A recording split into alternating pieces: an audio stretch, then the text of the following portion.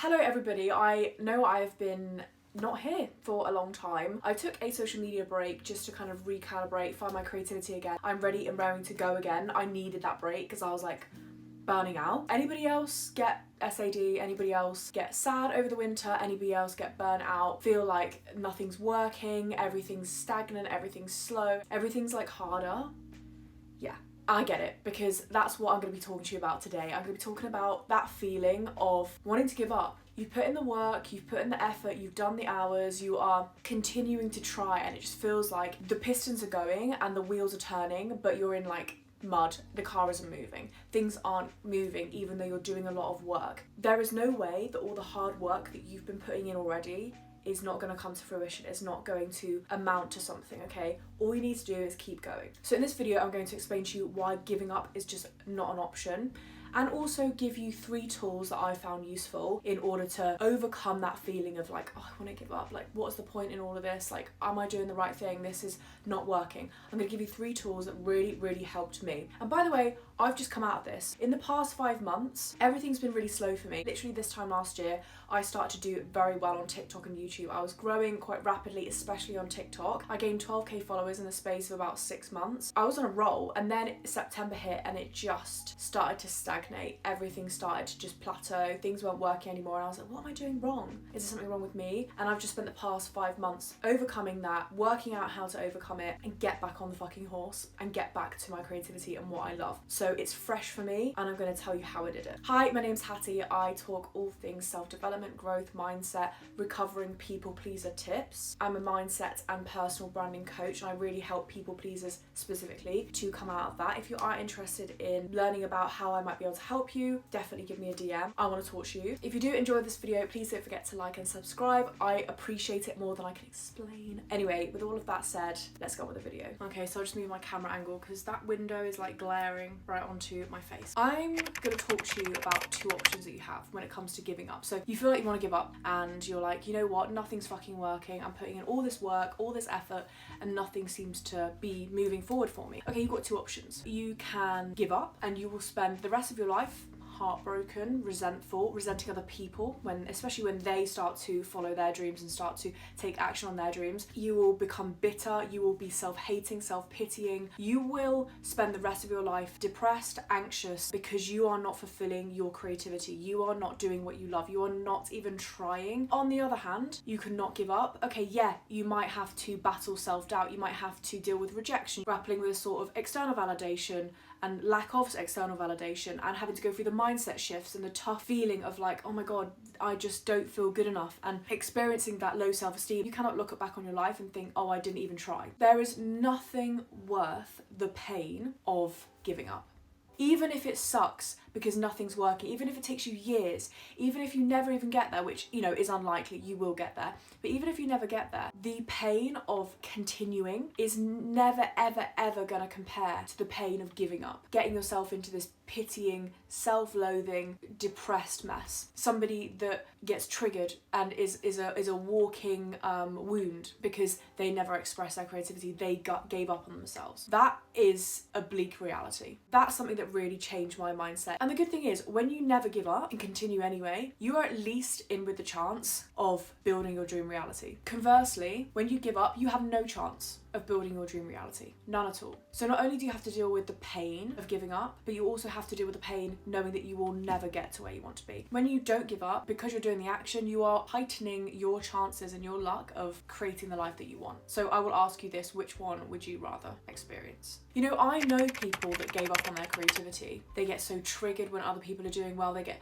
very judgmental of other people when they're doing well, because it's reminding them of the fact that they gave up on themselves. They abandoned their dreams. So they get very triggered when other people see success from working towards their dreams or are taking action on their dreams. And it's a deeply triggering thing for them. It is a reflection of who they are, and it's painful. And that's what I'm talking about at the beginning. It's painful giving up, because not only is it painful for yourself, but you are going to constantly, the universe wants you to work towards your dream. The universe wants you to go for what you love. So it's going to keep giving you triggers to choose that life. And whenever you get triggered and you think, oh, I'm not doing that, I'm not doing what I want to be doing, that is the universe telling you should be doing it, because otherwise the trigger wouldn't be there. It's double the amount of effort to have to ignore that from the universe and also then deal with the heartbreak, the pain that comes every time you get triggered like that, than it is to just see that sign from the universe, internalize it as something like a sign or a challenge or a sign that the universe is conspiring for you, not against you, and you can utilize it for your advantage. You can be like, oh,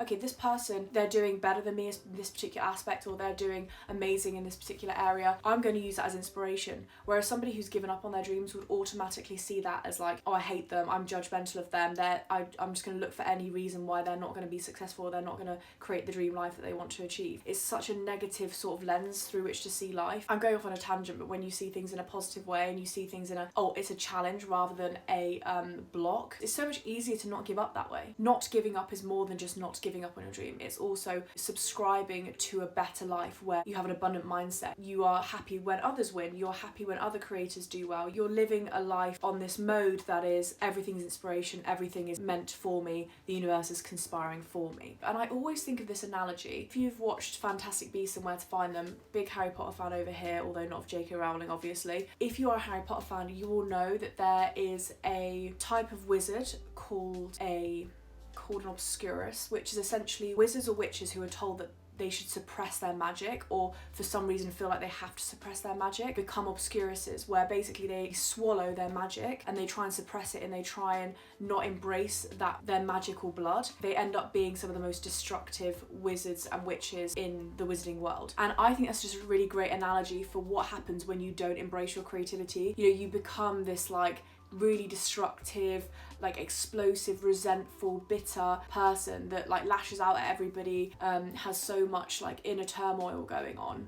And it just reminds me of the obscurus, you know, all this magic, which we could say is our own magic, being swallowed and like suppressed, and it just coming out in explosive rage or whatever it is, and it can cause ourselves and other people damage. To give up is to suppress your magic. To give up is to suppress that part of you that needs feeding, that creative energy that needs to be externalized, cherished and paid attention to. Now, it's all good and well me saying like don't give up, right? But I have 3 specific tools that have really helped me overcome this feeling of like, should I give up? Like, should I just throw in the towel here? This is maybe not for me. Okay, so the first one, and it honestly rewired my brain when I heard it, was when Doechii said, I create for self-care. I create because it makes me happy, it brings me joy. Creativity has to be coming from a place of self-care.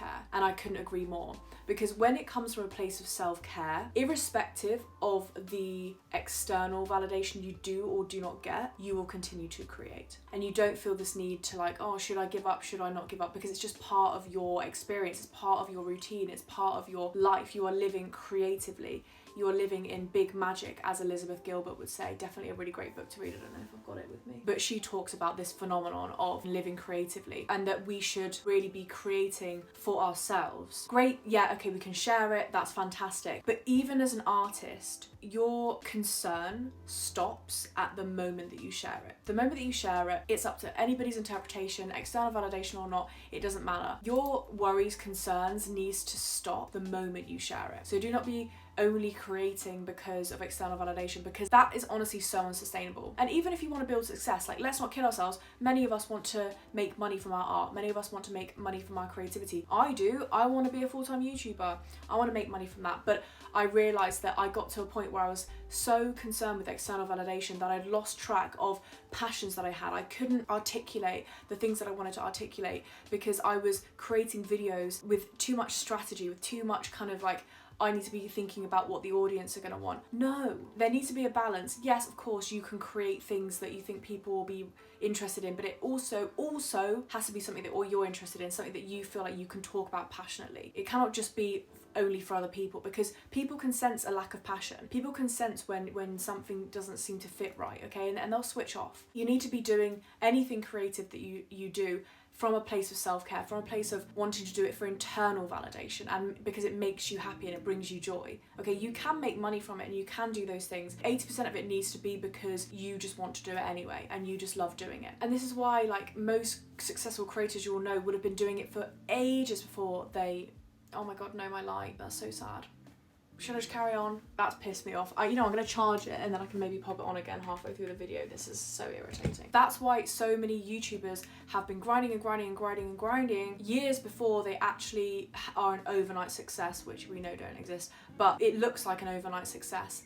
They've continued to do it for self-care reasons, for self-love reasons, because they genuinely enjoy it, even when they don't get validation externally, even when they're getting low views, even when they're not making any money from it, they'll continue to do it. And those are the people that are going to be able to make success for themselves, because they will continue to create irrespective of the external validation. Move away from external validation, okay? It has to come from a place of self-care. And if you're not doing it for self-care reasons, stop, do something else, because it's not worth it. It's not sustainable either. You cannot continue to do something that doesn't come from a place of fire and passion and love. Number 2 is please escape the victim mentality. Stop being addicted to victimhood. The reason I say this is because victimhood keeps you stuck. Because you have a victim mentality, you are of the belief that things are not up to you. You have no control of what happens to you. Because you think that you have no control over what happens to you or the direction in which your life can go, you struggle to take accountability for pivoting, for moving on, for changing, for adapting, for improving, for getting better. Your ego just can't take it. If you were to admit that you're not perfect or things aren't going so well or you're going to have to pivot or adapt or whatever, your ego has to take the hit that maybe things need to change, maybe you need to take action, maybe you need to improve, maybe you need to,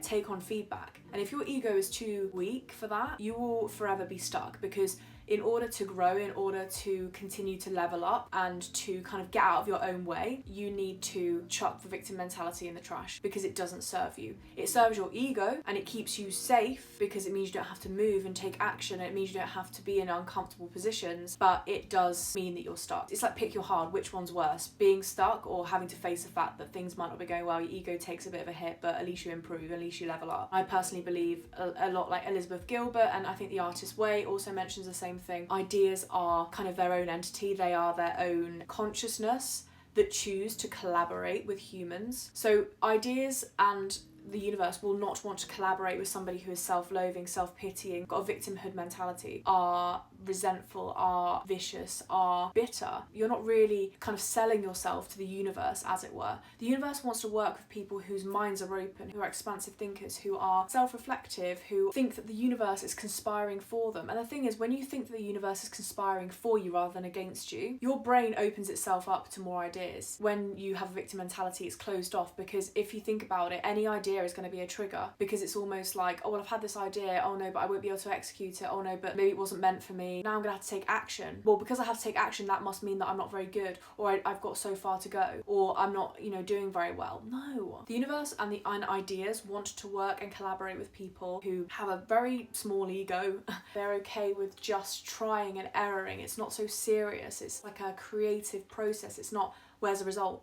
Which leads into my next point, which is to focus on just taking the action and not on the result. Because like I said, there are some people who will never take action. They're in the victim mentality, they're too bitter, their ego can't take the metal that you need in order to not give up, the metal that you need in order to level up and to grow and to self-reflect and do the shadow work. People in that space will avoid taking action, and action is what gives us that boost. Action is proof that we're doing the work required for our dream life. That is proof enough. You don't need the results. Results are lovely. Sometimes you get external validation, sometimes you won't get external validation. But let's not kid ourselves. In most situations, unless you work in a corporate job, any job really, the effort you put in is the money you get out. Creativity doesn't work like that. So sometimes you'll put in loads of effort and the results won't show. What happens with creativity usually is that you put loads and loads of initial work in and you don't see the fruits of that labour for a really long time. So it would be a travesty for you to give up, because you have already set in motion by your actions this massive result. Okay, you might not be able to see it yet because it's not that linear kind of like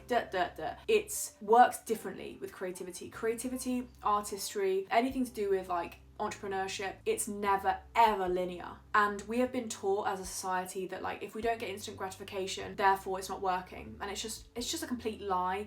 Every other age of humans has had to accept that it's never like instant gratification. Think about farmers back in the day. They have to wait months for their crops to grow, and sometimes their crops would fucking fail. In every other age apart from this one, we have never had instant gratification. We've always known to have to put in loads of labour first and then we'll get the reward way further down the line, and probably tenfold, but it is further down the line when we can't see any fruit of our labour yet. And it's fucked with our brains because we then start to gaslight ourselves thinking, well, it's not working because I'm not getting this instant gratification like I do at work. You have to put in a lot of work to build the momentum, and then you have to wait for that momentum to come to fruition after usually years, and that's just the reality of it. So do not give up, because if you give up now, you will not see all of that labour you've already put in, because it's going to come eventually somewhere. You just need to keep going. You just need to stay in the game long enough for it to explode, for it to erupt, for it to work.